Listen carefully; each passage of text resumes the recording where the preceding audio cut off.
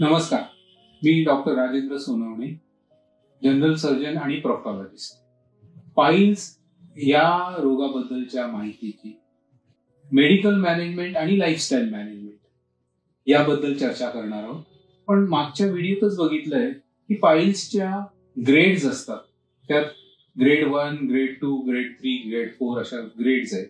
तर ग्रेड 1 आणि grade 2 piles म्हणजे ज्याच्यात रक्तस्राव होतोय किंवा शौचाच्या वेळेस ते मांस बाहेर येत आहे आणि आपणहून आत जात आहे, या ग्रेड्स मध्ये ज्याला आपण इंटरनल पाईल्स म्हणतो, यात मेडिकल मॅनेजमेंट किंवा वैद्यकीय उपचार पद्धती आणि लाईफस्टाईल जर माणसांनी चेंज केली तर त्याचा फायदा होऊ शकतो. म्हणून ग्रेड 1, ग्रेड 2 पाईल्स यांना आम्ही सुरुवातीला मेडिकल मॅनेजमेंट आणि लाईफस्टाईल चेंज सांगतो.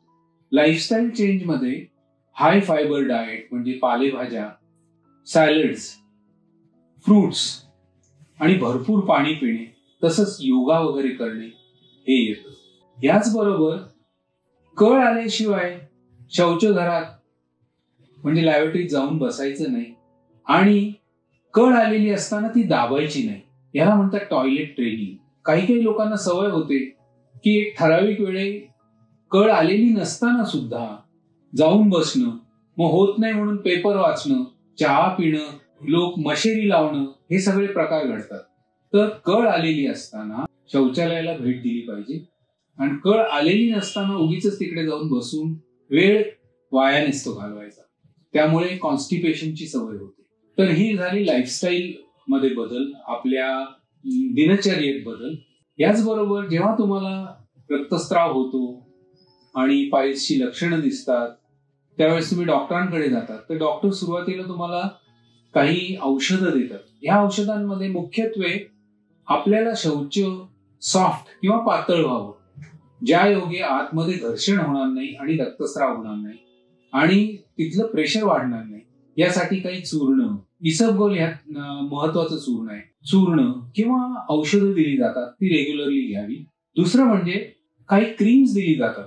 या क्रीम मध्ये मेन म्हणजे सूदिंग किंवा एक त्याच्यात हळुवारपणा तयार होतो आतमध्ये आणि त्यामुळे बरंच लोकांना बरं वाटतं. यात काही इन्ग्रेडियंट्स म्हणजे घटक पण असतात ज्याच्यामुळे ती सूज कमी होऊ शकते, दुखणं कमी होऊ शकतं. अशी वेगवेगळी क्रीम्स अवेलेबल आहेत आणि तुमच्या डॉक्टरच्या सल्ल्याने ती घ्यावी. तिसरी गोष्ट म्हणजे दुखणं आणि सूज कमी करण्यासाठी ज्याला आम्ही अँटी इन्फ्लमेटरी एजंट्स म्हणतो, त्या गोळ्या दिल्या जातात. तसंच पाईल्स स्पेसिफिक मेडिसिन्स म्हणजे त्या रक्तवाहिन्या आकुंचन पावणं, व्हेनोटॉनिक्स म्हणतो आम्ही, आणि ज्याच्यामुळे रक्तस्राव कमी होतो, अशी औषधं दिली जातात. ती तुमच्या डॉक्टरच्या सल्ल्यांप्रमाणे घ्यावी. आणि मेन म्हणजे शौचाला झाल्यानंतर एका टबात कोमट पाणी घेऊन त्याच्यात बसून शेक घेणं, ज्याला आम्ही सीट्स बाथ म्हणतो, हे सगळ्यात महत्वाचं असतं आणि त्यांनी भरपूर आराम पडतो. तर ग्रेड 1 आणि ग्रेड 2 पाईल्स साठी मेडिकल मॅनेजमेंट आणि तसंच त्याच्याबरोबर लाईफस्टाईल चेंज केलं तर बऱ्यापैकी फरक पडू शकतो, असं आपण ठामपणे सांगू शकतो.